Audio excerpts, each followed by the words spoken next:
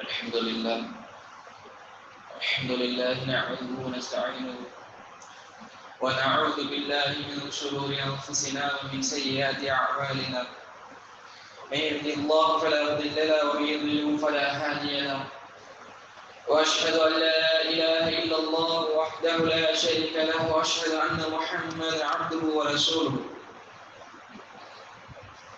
صلى الله عليه وعلى آله وأصحابه ومن تبعهم بإحسان إلى يوم الدين. أما بعد، يا أيها الذين آمنوا اتقوا الله حق تقاته ولا تموتن إلا وأنتم مسلمون.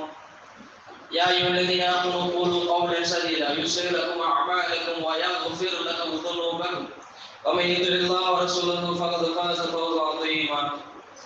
إن أصدق الحديث كتاب الله وأحسن الهدي هدي محمد صلى الله عليه وسلم وشر الأمور محدثاتها وكل محدثة بدعة وكل بدعة ضلالة وكل ضلالة في النار. வார்த்தையில் சிறந்தது ஏக இறைவனாகிய அல்லாஹ்வுடைய வார்த்தை. வழிகாட்டுதலில் சிறந்தது பெருமானார் முஹம்மது நபி ஸல்லல்லாஹு அலைஹி வஸல்லம் அவர்களுடைய வழிகாட்டுதல். மார்க்கத்தில் மிகவும் கெட்டது மார்க்கம் என்ற பெயரில் புதிதாக உருவாக்கக்கூடிய காரியங்கள் ஒவ்வொன்றும் விதஅத்தாகும். ஒவ்வொரு விதஅத்தும் வழிகேடு, ஒவ்வொரு வழிகேடும் நம்மை நரகத்தில் கொண்டு சேர்க்கும். அல்லாஹ் நம்மை பாதுகாப்பானாக. கண்ணியமிக்க அல்லாஹ்வின் நல்லடியார்களே, அல்ஹம்துலில்லாஹ் அல்லாஹ் சுப்ஹானஹு வ தஆலா ஒரு சிறப்பான தினத்தில் ஒரு சிறப்பான இடத்தில் நம்மை அனைவரையும் கூட்டியிருக்கிறார். நாங்கள் எந்த நோக்கத்திற்காக வந்தோமோ அந்த நன்மையான நோக்கத்தை அல்லாஹ் சுப்ஹானஹு வ தஆலா எங்களுக்கும் எங்களுடைய குடும்பத்தாருக்கும் பரிபூர்ணப்படுத்தி தருவானாக.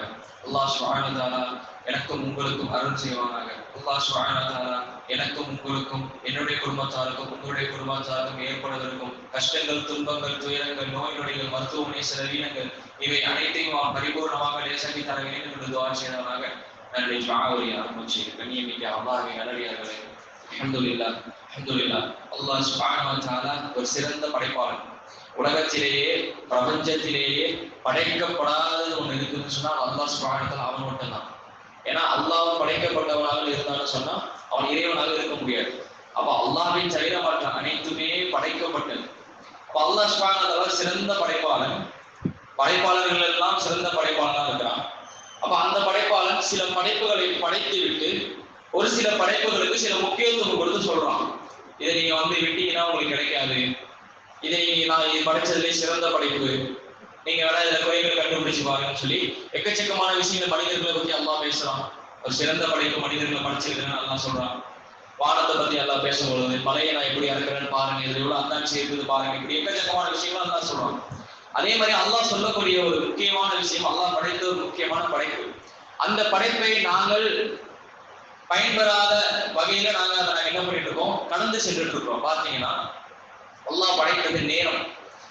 இந்த நேரத்தை காலத்தை அல்லாஹ் சுப்ஹானஹு வ தஆலா தான் படைச்சான். அப்ப அல்லாஹ் சுப்ஹானஹு வ தஆலா அந்த நேரத்தையும் காலத்தை படைச்சாங்க. மிகப்பெரிய ஒரு நியமத். அல்லாஹ் சுப்ஹானஹு வ தஆலா எனக்குன்னு ஒரு சில குறிப்பிட்ட நேரத்தை அவனுடைய ஏட்டுல பதிவு செஞ்சு வச்சிருக்கான். உதாரணத்துக்கு இவர் 25 வயசுல இவர் ஜும்மா முடிச்சுட்டு இவர் வெளியே போகும்போது மௌத்தாகுவாரு அப்படின்னு அல்லாஹ் எழுதி வச்சிருந்தான்னா அது எனக்கு அல்லாஹ் கொடுக்கப்பட்ட நேரம். நீங்க ஜும்மா கேட்க வரக்கூடிய உங்களில் யாருக்கும் அல்லாஹ் சுப்ஹானஹு வ தஆலா அவரது ஜும்மாவில் இருப்பாரு, அஸ்ர் தொழுகையில் இருப்பாரு, மக்ரிபுக்கு ஜனாஸாவா இருப்பாரு. அப்படி அல்லாஹ் எழுதி வச்சிருந்தான்னு சொன்னா அது எங்களுக்கு அல்லாஹ் கொடுத்த நேரம். கண்ணியமிக்க அல்லாஹ் என்னுடைய ஒரு விஷயத்தை சிந்திச்சு பார்க்கிறோம்.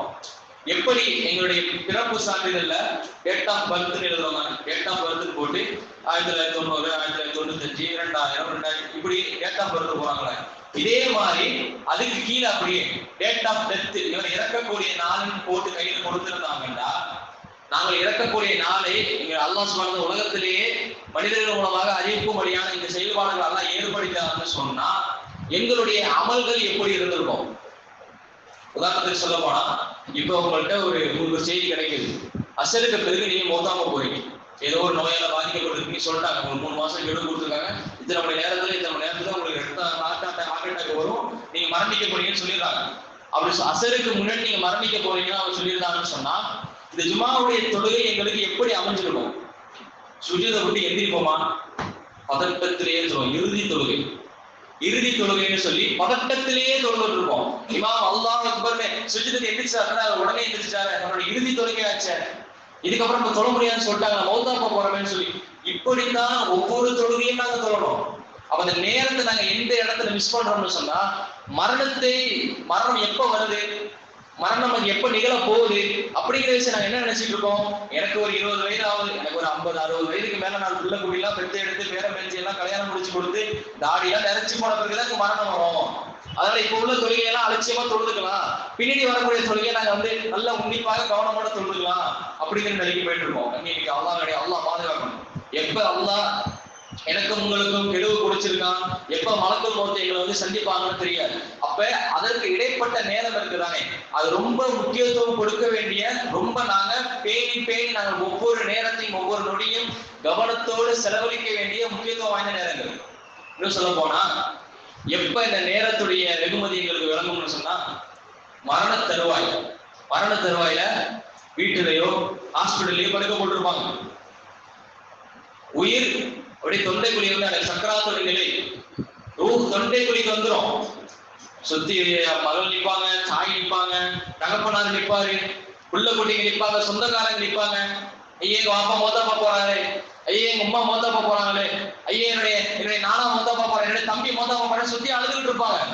எங்களுக்கு அது எல்லாமே, எங்களுக்கு அது எதுவுமே எங்களோட உள்ளத்துல ஏறாது. எங்களுக்கு உள்ளத்துல வரது என்னன்னா, மலக்குள் மௌத்து வந்துட்டாங்க, கண்ணுக்கு தெரிஞ்சிருச்சு, மலக்குள் மௌத்து நிக்கிறாங்க, இப்ப ரூஹை எடுக்க போறாங்க, தெரிஞ்சு போச்சு. அந்த நேரத்துல என்னுடைய குடும்பத்தை பத்தி யோசிக்க மாட்டேன், என்னுடைய பொருளாதாரத்தை பத்தி யோசிக்க மாட்டேன், நான் என்ன நேரத்தை செலவு செஞ்சேன், எப்படி செலவு செஞ்சேன், அதை பொறுத்துதான் என்னுடைய ரூஹ் எப்படி பறிக்கப்பட போகுதுங்கிறது தீர்மானிக்கப்பட போகுது.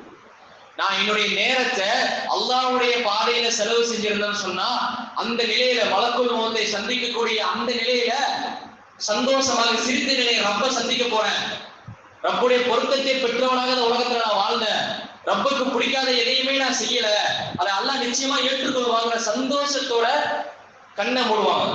ஆனா யாரு இந்த நேரத்தை அல்லாஹ் கொடுத்த அந்த கெடுவை, காலக்கெடுவை யார் அல்லாஹ்விற்கு எதிராக செயல்படுத்தினார்களோ, அல்லாஹ் சொன்ன விஷயங்களை மாற்றமாக ஹராத்தை செய்வது, ஹலாலை விட்டு விட்டு ஹராத்தை செய்வது, இப்படியான விஷயங்களை யார் தன்னுடைய வாழ்க்கையை செலவழிச்சாங்களோ, நேரத்தை செலவழிச்சாங்களோ, அந்த சக்கராத்துடைய நிலையில தான் விளங்கும்.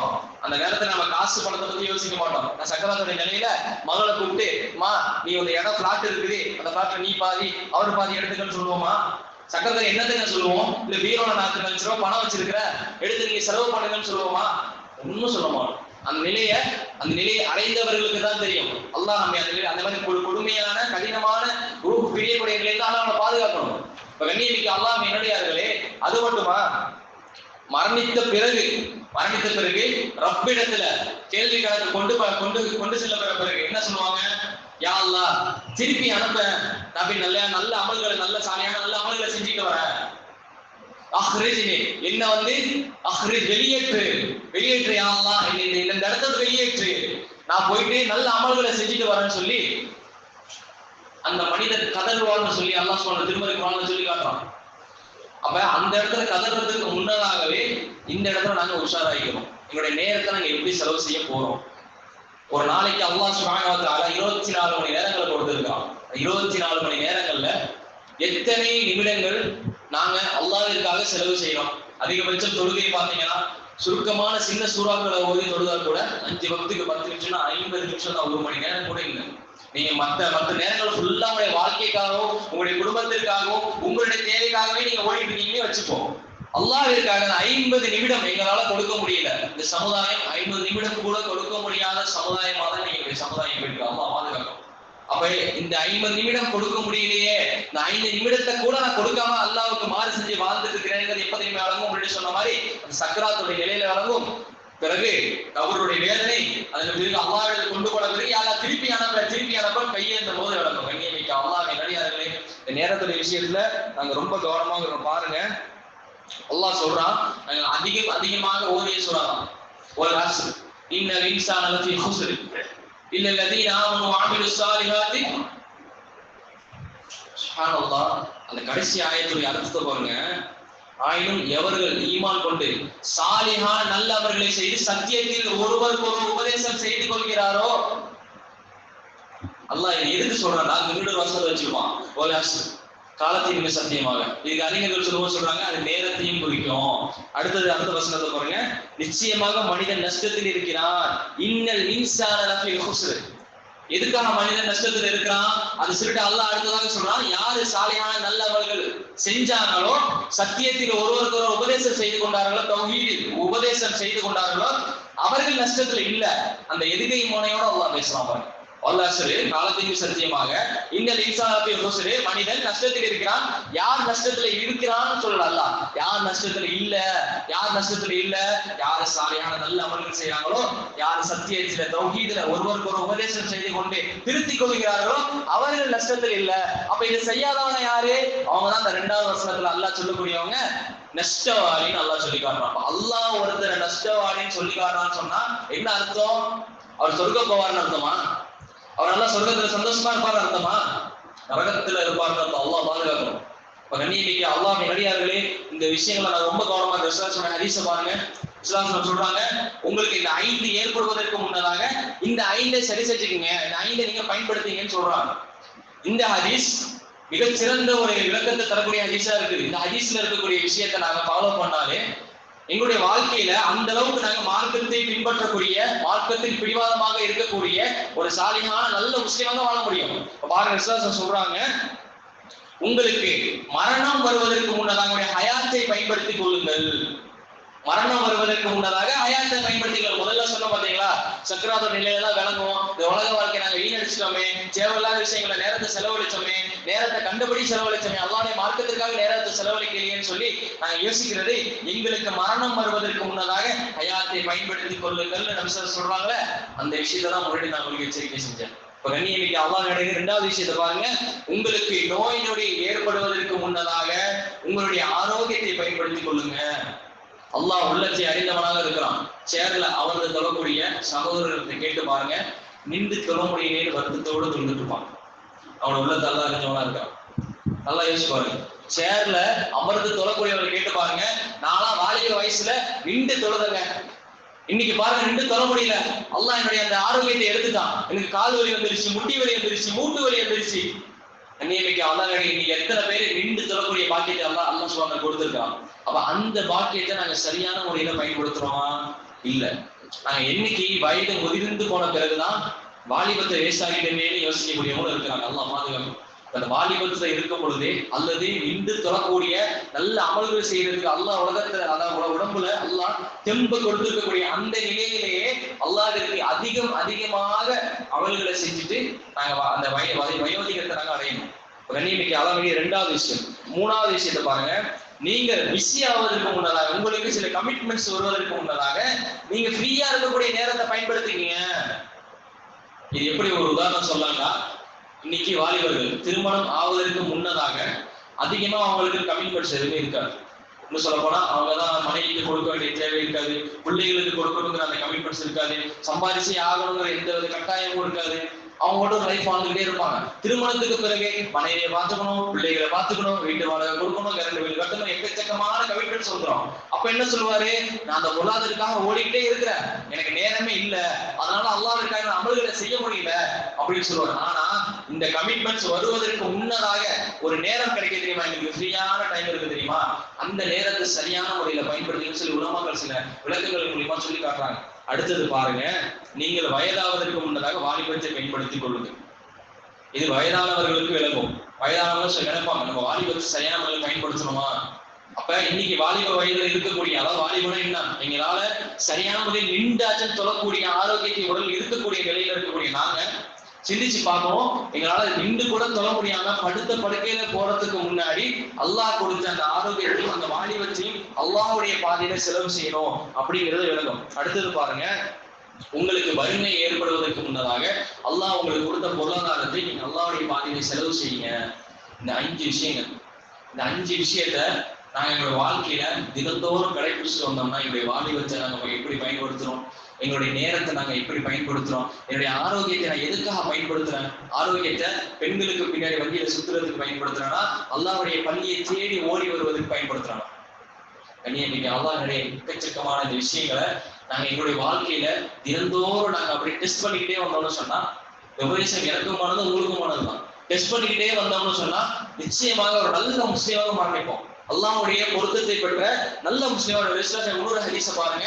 சொல்றாங்க, உங்களுக்கு 2 அறுப்படைகள் செய்யப்பட்டிருக்குது, ஆனா அறுப்படைகளுடைய வேல்யூ தெரியாம, மதிப்பு தெரியாம இன்னைக்கு முஸ்லிம்களாக நீங்க இருக்கிறீங்க அப்படின்னு சொல்றாங்க.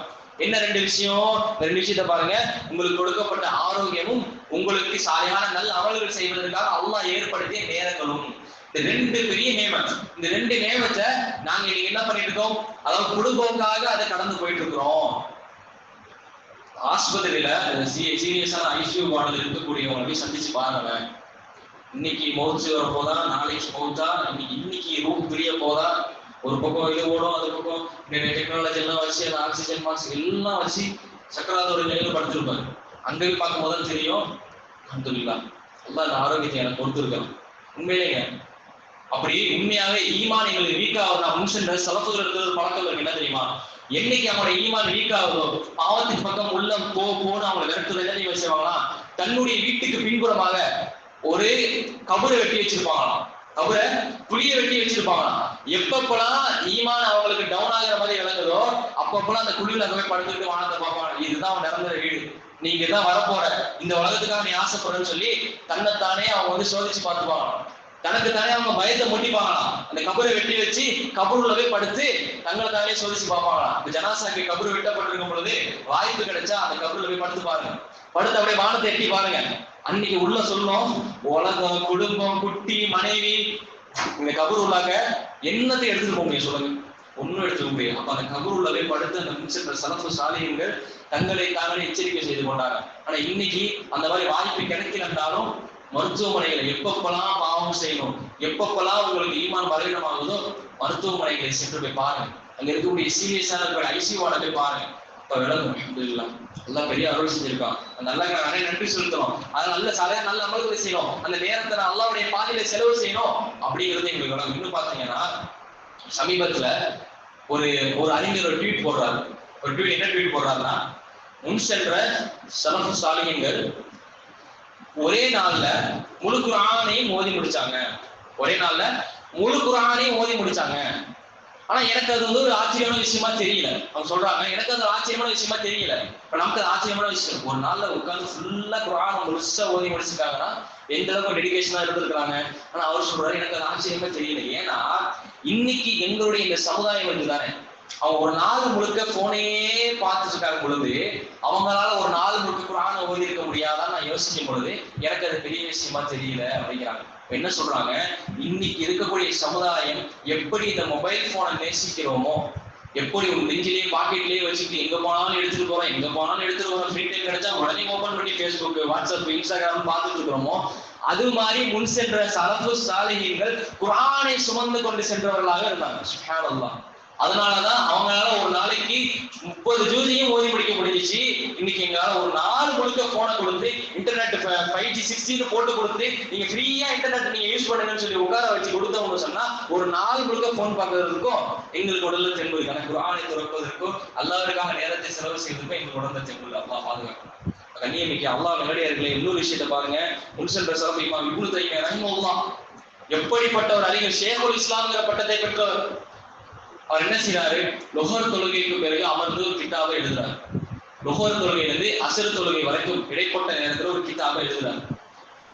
அந்த கிதாப் இன்னைக்கு மதீனாவில் இருக்கக்கூடிய யூனிவர்சிட்டியில அந்த கிதாபை நடத்தி முடிப்பதற்கு, மாணவர்கள் நடத்தி முடிப்பதற்கு 1 வருடம் தேவைப்படலாம். அவர் லொஹரில் இருந்து அசருக்குள்ள எழுதிய அந்த கிதாபை நடத்துவதற்கு 1 வருடம் தேவைப்படுதுன்னா, 1 வருடம் இவர்கள் செய்யக்கூடிய அந்த பாடம் நடத்தக்கூடிய அந்த சிறந்த அமலை அவர் லொஹர்ல இருந்து அசர்ல சம்பாதிச்சு விட்டார். சுப்ஹானல்லாஹ் ரஹ்மத்துல்லாஹ். பாருங்க எப்படி தன்னுடைய வாழ்க்கைய நேரத்தை எதுல செலவழிச்சிருக்காங்க. லொஹர்ல இருந்து அசருக்கும் 1 வருடம் அந்த கிதாபை நடத்துவதற்கு வித்தியாசம் இருக்கு பாத்தீங்களா? அப்ப எந்த அளவுக்கு விஷயங்களையும், எந்த அளவுக்கு மார்க்க சம்பந்தப்பட்ட விஷயங்களையும், எந்த அளவுக்கு அந்த லொஹர்ல இருந்து அசருடைய நேரத்தை செலவு செய்ய. இன்னைக்கு எங்களுக்கு லொஹர்ல இருந்து அசர் தூக்கத்திற்கான நேரம். இன்னைக்கு பெரும்பாலான மக்களுக்கு சாப்பிட்டு முடிச்சு, லொஹர் தொழுது சாப்பிட்டு முடிச்சு நல்லா படுத்து அசருக்கு வாங்க சொன்ன பிறகுதான் எந்திரிச்சு வராங்க. ஆனா அவங்க தூங்க கூடாதுன்னு சொல்லல. ஆனா அவங்க லொஹர்ல இருந்து அசருக்குடைய நேரத்தை எப்படி அல்லாஹ்வுடைய மார்க்கத்துக்கு செலவு செஞ்சிருக்கிறாங்க. இன்னைக்கு அல்லாஹ் நேரடியார்களே இதுக்குரியவனாக முதல்வர் விஷயம்.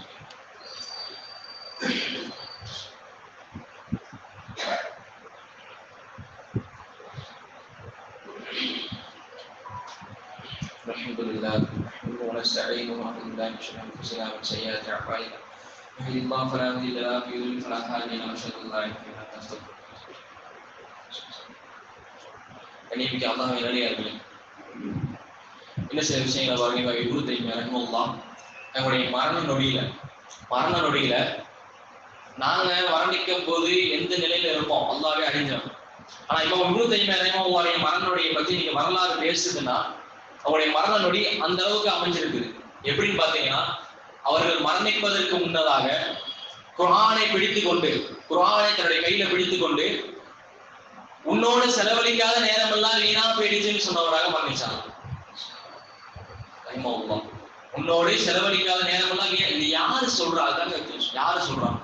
லோஹர்ல இருந்து அசருக்குள்ள ஒரு வருடம் காலம் நடத்தக்கூடிய கிதாபை எழுதி வாழ்க்கை முழுக்க தௌஹீதுக்காக போராடி தௌஹீதுக்காக சிறை சென்று தௌஹீதுக்காக சிறையில இருந்து தௌஹீதுக்காக மரணித்தவர் அவர் சொல்றாரு, குர்ஆனை பிடித்துக் கொண்டு உன்னோடு செலவழிக்காத நேரம் வீணா போயிடுச்சுங்கிற அந்த வார்த்தை நேரம், உன்னோடு செலவழிக்காத நேரம், குர்ஆனோடு செலவழிக்காத நேரம், அல்லாஹ்வுடைய மார்க்கத்திற்காக செலவழிக்காத நேரம் வீணா போயிடுச்சுன்னு சொல்லிட்டு மரணிச்சிருக்கிறார். கண்ணியமிக்க அதான் எனக்கு நாங்க எந்த அளவுக்கு இருக்கணும், அந்த அளவுக்கு எங்களால இருக்க முடியலனாலும் ஏதோ எங்களுடைய வாழ்க்கையில மனைவிக்கான சில நேரங்கள் கொடுத்துதான் ஹக்கு கொடுத்தே ஆகும். அதுல மாற்று கருத்தே கிடையாது. முழுக்க நாங்க இந்த சாமியார் மாதிரி வாழ்க்கையை வாழ சில விசுவாசம் சொல்லல. மனைவிக்கான நேரத்தை கொடுங்க, பிள்ளைகளுக்கான நேரத்தை கொடுங்க, பொருளாதாரம் திரட்டுவத நேரத்தை நீங்க எடுத்துக்கோங்க. இருந்தாலும் அல்லாஹ்வுடைய மார்க்கத்துக்கான நேரத்தையும் கொடுங்க. தொழுகை அது சரியான முறையில் நிறைவேற்று. இடைப்பட்ட நேரம் கிடைக்குதா? வாகனத்துல போறீங்களா அல்லது ஏதாவது ஒரு இடத்துல அமர்ந்திருக்க நேரம் கிடைக்குதா? திக்ருல ஈடுபடுங்க. ஈஸியான விஷயம். திக்ரு மிக எளிமையான விஷயம். என்ன சொல்ல போனா, இப்னு பாஸ் ரஹிமஹுல்லாஹ் சமகாலத்தில் வாழ்ந்த மிகச் சிறந்த ஒரு அறிஞர்.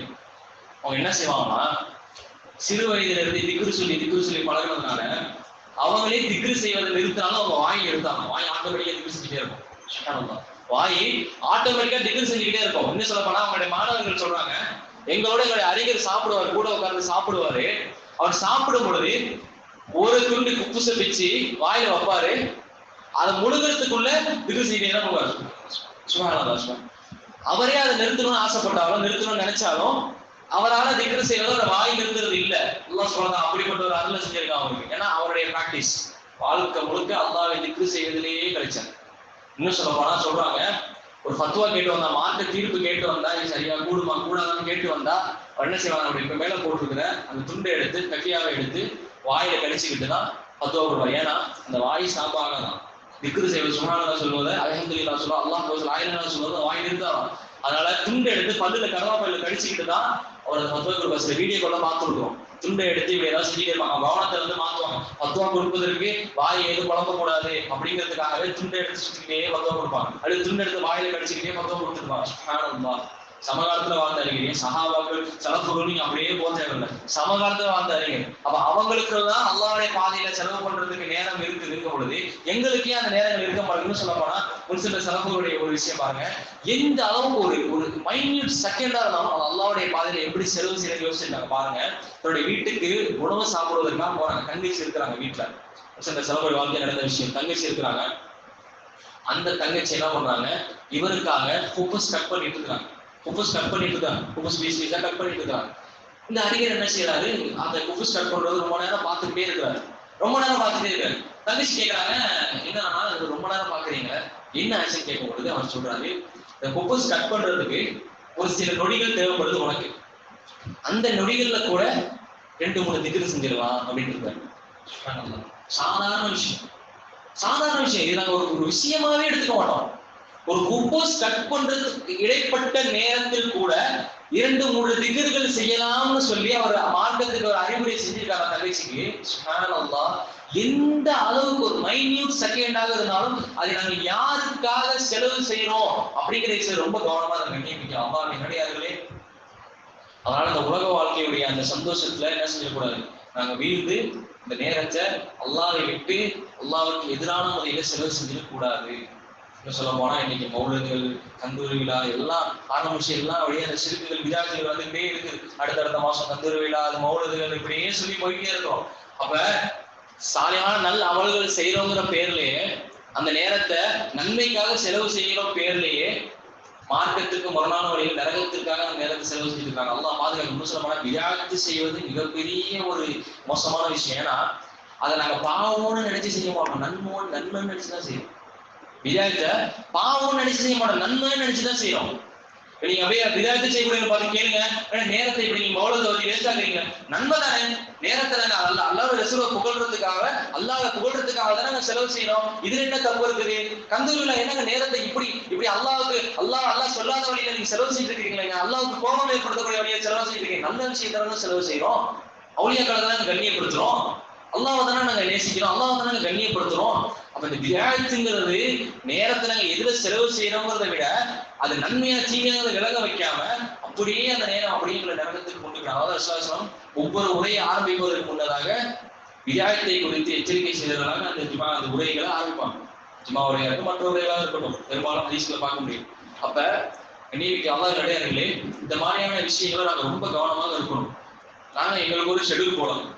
காலையில நான் முடிச்சதுல இருந்து இரவு முழுக்க நான் எதெல்லாம் நேரத்தை செலவு செய்யறேன், அதுல நான் எதை சுருக்கி கொண்டு எதை நான் அல்லாஹ்வுக்காக செலவு செய்ய முடியும் அப்படிங்கிற விஷயத்த நாங்க உணர்ந்து பார்த்தோம்னு சொன்னா நிச்சயமாக எங்களுடைய வாழ்க்கையில ஒரு சிறந்த மாற்றம் வரும்.